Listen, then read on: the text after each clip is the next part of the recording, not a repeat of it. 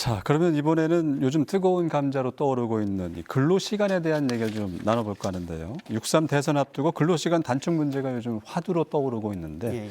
국민의힘은 노동시간 삭감 없는 주 4.5일제, 예. 더불어민주당은 주 4일제를 도입하겠다 이렇게 밝힌 상황입니다. 두 분께서는 어떤 생각을 갖고 계신지 먼저 교수님께서 말씀해 주시죠. 글쎄요. 주 4.5일제. 국민의힘에서 주장하는 것은 어떻게 보면 주 4.5일제가 아닙니다. 노동시간을 줄이지 않고 평소에 1시간씩 더해서 무늬만 4.5일제라는 것이죠. 네. 그다음에 민주당 쪽에서는 이제 근로시간 이제 축소를 이제 이야기를 합니다. 네. 근데 이제 지금 현재의 이러한 글로벌 경제 위기 사에서 우리나라는 굉장히 저성장 기류가 굉장히 확산되고 있지 않습니까? 그렇죠. 이런 상태에서 과연 근로시간을 줄이는 것이 능사인지, 또한 이것이 과연 사용자 측을 설득할 수 있는 것인지 저는 굉장히 의문이 들고요. 제가 그러면 이제 노동시간 개편이 지금 이제 이 대선 6.3 대선을 앞두고 굉장히 화두에 오르고 있습니다. 그래서 간단한 통계 자료를 말씀드리도록 하겠습니다.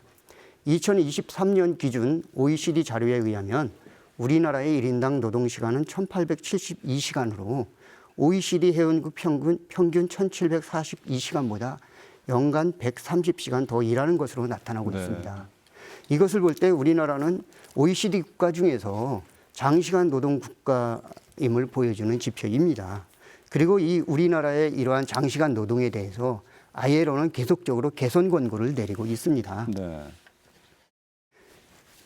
노동운동의 역사는 노동시간 단축의 역사라고 해도 과언이 아닙니다.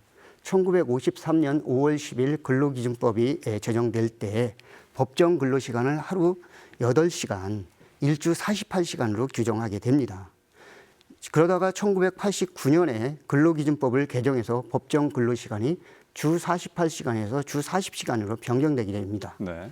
또한 2003년 9월에는 다시 근로기준법을 개정해 법정 근로시간을 주 44시간에서 주 40시간으로 단축하게 됩니다. 그럼에도 휴일 근로시간이 일주간 연장 근로에 포함되지 않는다라는 고용노동부가 행정해석을 하게 됩니다. 그렇게 되면서 일주 최대 68시간의 근로가 가능한 것으로 되고요. 이것이 노동 관행으로 굳어지게 됩니다. 그러면서 우리나라에는 장시간 노동의 오명을 쓰게 되었다라는 것입니다.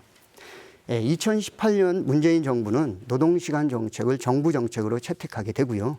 일생활균형, 저녁이 있는 삶을 강조하게 됩니다. 네. 이에 따라 근로기준법을 개정해 법정 근로시간을 주 40시간, 주 최대 52시간을 상한으로 설정하는 주 52시간제를 시행하게 됩니다. 네.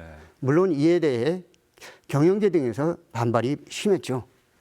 윤석열 정부에서는 미래의 노동시장 연구회라는 이러한 연구회에서 현행 주 단위의 연장 근로시간 단위를 월 분기 단위로 확대하는 노동개혁 추진 권고안을 발표하기도 했습니다.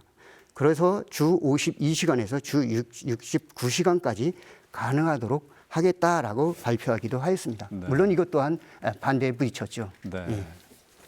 알겠습니다. 그러면 노무사님은 어떤 생각이신지요? 네, 일단 교수님 말씀 잘 들었고요. 노동시간이 단축되어야 된다는 생각에 당연히 저도 같은 생각을 갖고 있고요. 네. 다만 조금 다른 취지의 답변을 드리자면은 지금 우리나라가 노동시간이 이렇게 다른 나라에 비해서 많은 거는 이 주 40시간제를 잘 지켜서가 아니거든요. 연장 노동을 너무나 많이 하기 때문이거든요. 네. 제가 아까 잠깐 제가 수행했었던 산재 사건의 예를 들어드렸는데요. 근로복지공단에서도 고용노동부 고시에 따라서 발병 전 12주 평균 업무 시간이 52시간이 넘는 경우에는 그 업무와 질병 간의 관련성이 업무 시간이 증가할수록 그 관련성이 증가한다고 보고 있고요. 주 네. 60시간이 넘으면은 업무와 질병 간의 관련성이 강하다라고 보고 있습니다. 이것은 이런 그 주 52시간이라든가 주 60시간의 기준은 그냥 나온 것은 아니고요. 많은 연구 결과에 따라서 이런 기준이 만들어진 것이거든요. 네. 주 52시간 또는 뭐 60시간 넘게 일하면은 사람에게 뇌심혈관 질환이 발생할 가능성이 높아진다거나 아니면은 뇌심혈관 질환뿐만 아니라 뭐 정신질병, 뭐 불면증이라든가 우울장애라든가 번아웃 증후군 같은 정신질병이 생길 수도 있고 또 아마 다들 공감하실 텐데 야근하시다 보면은 뭐 술, 담배라든가 아니면 커피 같은 그런 기호식품 섭취도 많이 하게 되고 여러 어떤 인간의 그 건강이나 삶에 부정적인 영향을 미친다는 것이죠. 네. 그래서 노동 시간은 단축되는 게 맞다라는 취지의 답변을 드리고 싶습니다. 네. 어쨌든 뭐 일과 생활 균형에 대한 이 시민의식이 성장해 가는 것은 분명한 사실인 것 같은데 근로시간 단축뿐만이 아니고 함께 살펴봐야 된다. 이런 부분이 있다면 좀 말씀해 주세요. 조금 전에 답변 드린 것과 비슷한 취지인 건데요. 네. 저는 원칙이 고수되었으면 좋겠습니다. 원칙. 아까 교수님께서도 주 40시간제가 2003년에 시작되었다라고 말씀해 주셨는데 그럼에도 불구하고 고용노동부의 행정해석에 의해서 68시간까지 가능했었고요. 네. 이걸 이제 2018년에 법을 개정해서 주 52시간 상한으로 이제 막았던 것이죠. 그런데 주 40시간이 원칙이고 12시간 연장노동까지 합쳐갖고 이제 52시간이 가능했던 건데요. 그럼에도 불구하고 또 어떤 재난에 가까운 상황이 발생한 때를 대비해서 12시간의 연장노동을 또 할 수 있게 허용을 하고 있습니다. 그리고 또 2020년에는 재난 상황이 아니라고 하더라도 반도체 산업의 경우에는 또 12시간의 초과 연장노동을 할 수 있게 이렇게 법이 자꾸만 예외를 허용하고 있다는 것이죠. 그리고 올해 초에는 반도체 특별법이라는 내용의 법으로 반도체 노동자들의 연장 노동을 또 허용하는 그런 법이 추진이 되었습니다. 물론 그런 부분은 지금 그 노동계의 반발로 제정이 되진 않았지만 이렇게 자꾸만 원칙을 흔드는 예외의 확산이 우려스럽고 반도체 노동자라고 해서 64시간을 일한다고 하면은 건강을 해치지 않을 수 있고 이런 건 아니거든요. 그렇죠. 예, 그래서 있는 원칙이 잘 지켜지는 게 필요하다라는 생각을 갖고 있습니다. 원칙 부분 강조해 주셨고 역시 노동자와 경영진 사이의 간극을 채우는 부분이 상당히 쉽지 않은 것 같은데 예. 교수님께서는 어떤 부분 또 살펴봐야 된다고 보시는지? 예, 저도 노무사님의 의견에 전적으로 동감을 합니다. 우리가 이제 주 40시간을 원칙으로 하고 있으면 그 주 40시간이라는 이런 원칙을 준수해야 되는데 자꾸 원칙의 예외를 자꾸 설정한다. 이렇게 말씀드릴 수 있습니다. 이것은 네. 바람직하지 않다 이렇게 말씀드리고 싶고요. 네. 물론 이제 지금 이제 대선을 앞두고요. 이러한 이제 노동시간 단축을 계속적으로 이야기하고 있습니다. 그렇게 보면 노동시간 단축의 흐름이 대세인 것은 확실합니다. 연세의료원의 주 4일제 실험이 주 4일제 시행 가능성의 실마리를 제공하고 있고요. 금융노조에서도 2024년도에 산별중앙교섭에서 주 4.5일제 시행을 안건으로 제출함으로써 이미 사회적 논의는 시작되었다라고 말씀드릴 수 있습니다. 네. 특히 트럼프 2기 행정부가 들어서고 관세 전쟁이 새롭게 나타나는 현실과 저출생 고령화로 인한 국가적 위기 상황에서 노동자들의 건강과 일생활 균형을 확보하고 기업의 경쟁력 강화라는 두 마리 토끼를 잡을 수 있는 방안에 대해서 고민해 볼 필요가 있다. 이렇게 말씀드릴 수 있습니다. 네.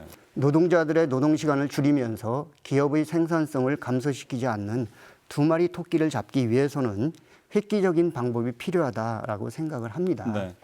제가 일전에 논문에서 밝힌 바와 같이 주중근로, 즉 월요일부터 목요일까지의 근로와 주말 근로, 즉 금요일부터 토요일까지 근로의 일주 이틀의 근로제를 시행하게 된다라고 하면 노동자들로서는 노동시간도 굉장히 줄어들고 그러면 그야말로 일과 생활의 균형이 이루어질 수 있겠죠. 또한 회사로서는 사용자로서는 근로시간이 줄어들지 않고 회사 가동시간이 늘어날 수 있다라는 겁니다. 그러면 제조업체 같은 경우에도 거의 1년 365일 계속적으로 가동이 될 수 있다라는 겁니다. 이러한 어떤 방법을 통해서 이렇게 노동시간 개편을 한다면은 우리가 이러한 노동시간을 줄이자라는 이러한 주장을 통해서 경영계가 반발을 하는 상황이라든가 이러한 것도 바로잡을 수 있지 않을까 이렇게 생각을 합니다. 주중 근로와 주말 근로의 일주 투트랙 근로제 이것도 연구하셨네요. 노동자의 일상을 지키기 위한 방안 또 생산성 향상을 위한 연구 이게 현장에서 적용되려면 앞으로도 끊임없는 논의와 연구가 필요하겠네요. 그렇죠. 물론 여기에는 노사 간의 사회적 대타협이 전제가 돼야 되겠죠. 네, 알겠습니다. 자, 근로제의 날을 맞아서 노동과 인권에 대한 다양한 의견 들어봤습니다. 앞으로도 뭐 다방면으로 활동을 계획하고 계실 텐데 두 분의 새로운 탐구 과제도 궁금하고요. 한 교수님 바야흐로 4차 산업혁명 시대네요. 네, 비교법학연구소에서 어떤 부분을 좀 주목하고 계실까요? 제 4차 산업혁명이라는 말이 이제 한동안 해제됐었죠. 네. 예. 그리고 이러한 변화는 노동 구조에도 상당한 영향을 주고 있고요. 네. 왜냐하면 기존의 노동 관계는 사용자와 근로자가 근로계약을 체결하고 노동자가 사무실이나 공장에서 자신의 일을 하는 직접 고용 관계였다라고 하면 4차 산업혁명의 노무 제공 관계는 위임이나 도급 등 간접 고용의 형태를 띠고 있고요. 노동자와 사용자 사이에 중간 매개자로서 플랫폼 기업이 개입되어 있다라는 것입니다. 네. 또한 노동의 유형 또한 단기 계약인 긴 노동이라든가 주문형 노동, 즉 온 디맨드 노동이라고 얘기를 하죠. 그다음에 호출형 노동 등 크라우드 기반의 플랫폼 노동이 확산되고 있다라는 점입니다. 플랫폼 노동의 문제점은 노동시장에서 기존과는 다른 비표준 계약이나 비표준적 고용을 양산한다는 점입니다. 즉 플랫폼 기업들은 플랫폼 노동자와의 계약을 위임이나 도급 계약의 형태를 취하고 자영업 등록을 하도록 강요하게 됩니다. 네. 그러므로 인해 가서 노동법적 적용을 회피하고자 한다는 점입니다. 그렇지만 플랫폼 노동자들은 기존 노동자들 정도까지는 아니지만 여전히 플랫폼의 알고리즘을 통해서 통제된다라는 겁니다. 네. 그리고 노동 조건에 대해서도 플랫폼 기업이 일방적으로다가 정하고요. 여기에 노동자들은 따를 수밖에 없다라는 겁니다. 그래서 미국이나 영국, 독일, 프랑스 등 유럽 국가들에서도요. 플랫폼 기업들은 플랫폼 노동자와 자영업자 계약을 체결하고요. 이들을 자영업자로 분류하게 되면서 노동법적 책임을 회피하고자 하는 문제점이 나타납니다. 네. 그래서 ILO나 유럽연합에서는요. 이러한 플랫폼 노동자를 자영업자로 잘못 분류하는 오분류라고 하죠. 예, 이 오분류 문제점을 지적하고요.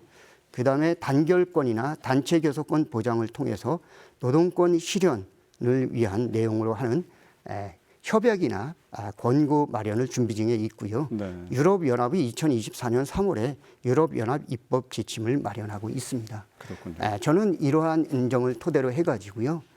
제가 한국연구재단에서 학술연구교수 테마가 제4차 산업혁명의 노동관계에 있어서 노동자 개념의 재검토라는 주제로다 연구를 수행하고 있습니다. 네. 그리고 우리 연구소에서는요. 이러한 방향에 걸맞게 정부 용역을 수주하려고 노력하고 있습니다. 네. 플랫폼 노동자에 대한 보호 필요성에 대한 공감대 못지않게 예, 예. 네, 이 노동법적 보호와 관련한 입법이 빨리 이루어져야 되겠네요. 예, 예. 노무사님 최근에 그러면 이 사례가 늘었거나 노동인권 실현을 위한 노무사 모임에서 공유하는 의제가 뭐 있을까요? 저는 저뿐만 아니라 노동계에서 요즘에 가장 주목하고 있는 점은 지금 고공농성을 벌이고 있는 노동자분들의 수가 늘어나고 있고 네. 또 고공농성이 계속해서 길어지고 있다는 점을 꼽고 싶습니다. 지금 한국 옵티컬 하이테크 지회가 지금 구미에서 그리고 세종호텔 지부는 세종호텔 앞에서 예. 그다음에 거통고라고 흔히 말하죠. 거제 통영 고성 조선하청 지회가 하나 본사 앞에서 지금 이렇게 세 군데에서 고공농성이 벌어지고 있습니다. 네. 이분들이 왜 이렇게 위험천만한 고공농성을 하고 있는지 많은 분들께서 관심을 가져주시면 좋겠고요. 또 이제 대선을 앞두고 있잖아요. 대선 그렇죠. 후보분들도 이 문제에 대해서 관심을 가져주셨으면 좋겠고 네. 다음 대통령이 집권할 때쯤에는 이분들이 땅을 밟으실 수 있기를 희망합니다. 저도 꼭 그렇게 되길 바라겠습니다. 근로자의 날인 오늘도 뭐 권리를 찾기 위한 노동자들의 안타까운 외침이 이어지고 있는 현실 보니까 우리 사회가 가야 할 길이 아직 멀고 험난하다 이런 걸 다시 한번 느끼게 되네요. 하지만 이런 외침이 멈출 수는 없겠죠. 자, 근로자의 날을 맞아서 이런 논의를 하는 것도 이분들에 대한 권리와 권위가 꼭 지켜졌으면 좋겠다 이런 바람에서 마련되는 시간입니다.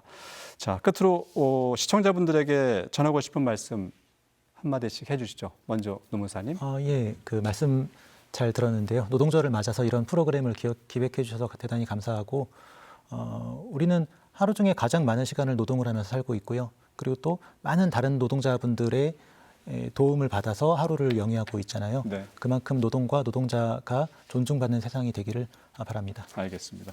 교수님도 한 말씀 해주실까요? 예. 오늘 이제 근로자의 날 이런 토론을 하면서 다시 한번 이제 노동의 의미에 대해서 생각하는 계기가 된 것 같습니다. 네. 앞서 말씀드린 것처럼 우리 사회는 아직까지 노동자에 대해서 부정적 인식을 많이 하고 있다라고 생각합니다. 그렇지만 아무쪼록 오늘만큼은 노동의 의미를 다시 한번 생각하면서 노동의 가치가 존중받는 사회 분위기 조성이 될 수 있도록 노력하는 시간들이 되었으면 좋겠습니다. 네, 알겠습니다. 지금까지 강원대학교 비교법학연구소 한광수 연구교수, 노동인권 실현을 위한 노무사 모임 사무국장이자 노무법인 오늘의 조영훈 노무사와 함께했습니다. 두 분 자리해 주셔서 고맙습니다. 네, 예, 감사합니다. 감사합니다.